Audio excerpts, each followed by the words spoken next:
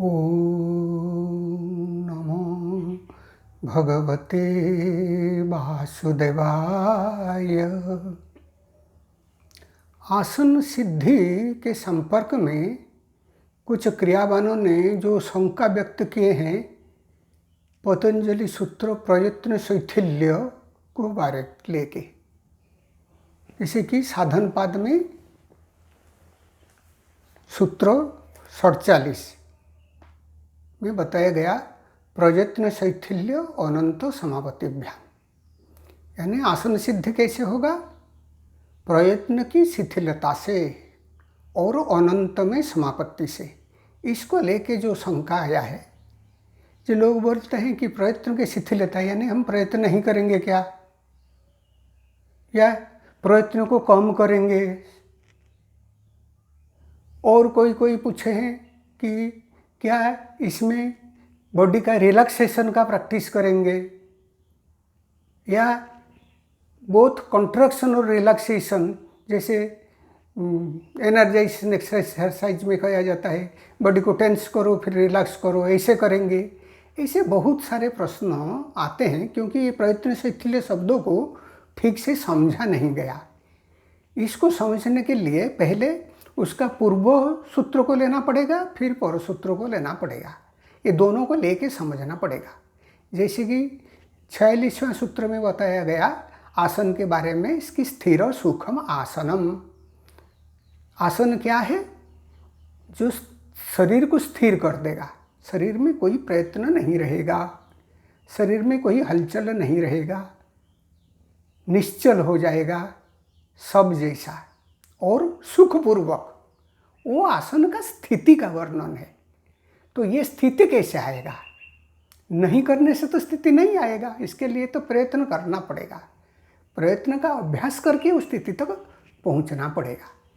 दूसरे सूत्र में जो बोला गया कि प्रयत्न शैथिल्य अनंत अनंत समापतिभ्याम, इसका थोड़ा जो कन्फ्यूजन हो रहा है, इसके लिए इसके व्यासभाष्य में क्या कहा गया इसको थोड़ा देखते हैं। व्यासभाष्य में कहा गया कि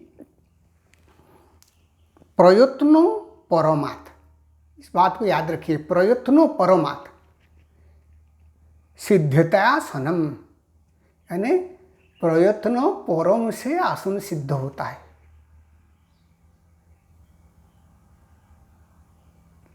उसी का दूसरा अर्थ भी हो सकता है कि प्रयत्न के आसन की सिद्धि की स्थिति में प्रयत्न से ऊपरम हो जाता है, यानी बिना प्रयत्न किए तो सिद्धि होगा नहीं, इसके लिए प्रयत्न जरूरी है।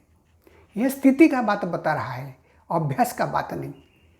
अभ्यास के लिए प्रयत्न करना पड़ेगा, लेकिन अभ्यास के लिए जब प्रयत्न करेंगे तब क्या होगा? करते करते जैसे स्थिर स्थिति में आ जाएंगे तब और प्रयत्न का जरूरत नहीं, शरीर में और चेष्टा नहीं होगा।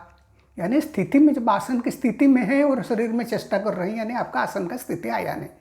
यानी प्रयत्न परमात्, परम प्रयत्न से आसन सिद्ध होगा। फिर क्या बताए? उसको दूसरा अर्थ भी कर देंगे तो प्रयत्न से उपरम होने के बाद, यानी प्रयत्न करके हम प्रयत्न से उपरम हो जाएंगे, शरीर में और चेष्टा नहीं रहेगा। फिर क्या बता रहे हैं? जेनो नांग में जयो भवती न अंग अजय, यानी अंग में और कंपन नहीं होगा। यहाँ दर्द कर रहा है, इधर दर्द कर रहा है, इधर फड़फड़ हो रहा है। शरीर में जब तक अंगों में जो स्थिति है, अंगों के कंपन है, तब तक कहीं भी कंपन है शरीर में, तो आसन का सिद्धि का स्थिति नहीं आएगा। यानी प्रयत्न करके करके ऐसे स्थिर और सुख स्थिति में पहुँचेंगे जब शरीर कोई चेष्टा नहीं करेगा। शरीर कोई चेष्टा नहीं करेगा तो अंग में कंपन नहीं होगा, अंग में कोई दर्द नहीं होगा। और अनंत समापतिभ्याम, अनंत वा समापन्नं चित्तमासनं निर्वर्तयति, जब मन अनंत में समा जाएगा उसमें, यानी ये ध्यान का अवस्था बता रहा है। आसन में आसन की सिद्धि की स्थिति में अनंत में मन समापन होगा। अनंत में मन समापन नहीं हुआ तो आसन स्थिति नहीं आता है। यानी इसको कोई कोई सूत्रकार जैसे बोल रहे हैं कि अनंत नाग में आपको ध्यान करना पड़ेगा। किसी भी वस्तु में ध्यान करें, वो गलत भी नहीं कह रहे हैं। मैं नहीं कहूँगा कि गलत अनंत नाग में ध्यान करने से आसन सिद्धि होगा, ये बात है और वो भी सही है। यानी आपको अनंत सत्ता में मन विलीन होगा। यानी ध्यान से आसन सिद्धि भी होता है। आसन सिद्धि ध्यान के लिए जरूरी है और ध्यान से ही आसन सिद्धि होता है। ये परस्पर परिपूरक है। इसीलिए कहा गया कि और शरीर में प्रयत्न नहीं रहेगा। प्रयत्न की शिथिलता का मतलब नहीं कि हम खुद कुछ चेष्टा नहीं करेंगे या बॉडी का रिलैक्सेशन टेक्निक का अभ्यास करेंगे। रिलैक्सेशन टेक्निक भी हेल्पफुल होता है, लेकिन यहाँ इस बात को नहीं कहा जा रहा है। आप बॉडी को कॉन्ट्रैक्ट कीजिए, टेंस कीजिए, फिर रिलैक्स कीजिए, वो भी हेल्पफुल होता है। लेकिन आसन सिद्धि में एक आसन में आपको स्थिर होकर बैठना है, इसी का प्रयत्न करेगा। और ऐसा प्रयत्न करने की सिद्धि की स्थिति में और प्रयत्न का अभ्यास नहीं होगा और शरीर में कोई प्रचेष्टा नहीं होगा। अनंत में मन समापन्न रहेगा, फिर जाके आसन होता है, शरीर स्थिर रहेगा और सुखपूर्वक रहेगा। इसके बाद जो सूत्र में बता रहे हैं 48वें सूत्र में, तो द्वंद्वान विघात, फिर शरीर में शीत उष्ण आदि द्वंद्व नहीं रहेगा।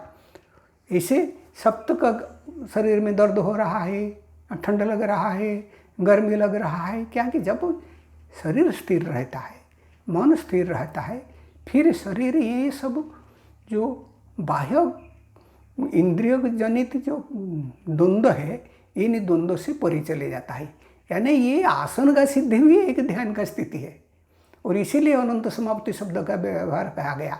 और वहाँ अगर प्रयत्न रहा यानी आसन सिद्धि नहीं हुआ है। इसीलिए प्रयत्न शिथिल शब्द का अर्थ ऐसा नहीं लेना चाहिए कि हम प्रयास नहीं करेंगे या सिंपली रिलैक्सेशन टेक्निक का अभ्यास करेंगे। इसका मतलब नहीं कि रिलैक्सेशन टेक्निक का ज़रूरत नहीं है, वो ज़रूरत है, वो जिसके लिए ज़रूरत है उससे थोड़ा आराम मिलता है, बॉडी को, मन को शांति मिलता है। लेकिन सूत्रकार जो प्रयत्न शिथिल से शब्द को बोल रहे हैं वो है परम प्रयत्न से प्रयत्न का उपरम हो जाना, फिर जाके प्रयत्न शिथिल होता है। ओम शांति शांति शांति।